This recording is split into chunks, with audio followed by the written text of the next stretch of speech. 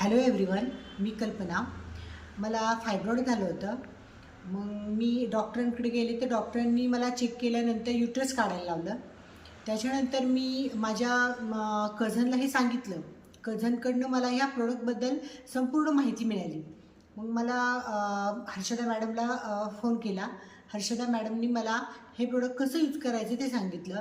त्यानंतर मी ठरवलं की आपण हे प्रोडक्ट्स यूज तरी करून बघावा की नेमकं काय होतं या प्रोडक्टने. म्हणून मी हे प्रोडक्ट यूज केलं. पण अगदी 6 मंथमध्ये माझं फायब्रॉइड निघून गेलं, पडून गेलं. माझी सोनोग्राफी करताना अक्षरशः डॉक्टरांनी पण युट्रेसमध्ये फायब्रॉइडची गाठ नसल्याचं निदान झालं. त्यांचा विश्वासच बसत नव्हता. त्यांनी 2दा सोनोग्राफी केली माझी आणि त्याच्यानंतर हे कळून आलं की फायब्रॉइड्स नाही आहे. मग त्यानंतर मी हर्षदा मॅडमला फोन केला. हर्षदा मॅडमला मला कधी सांगेल असं झालं होतं.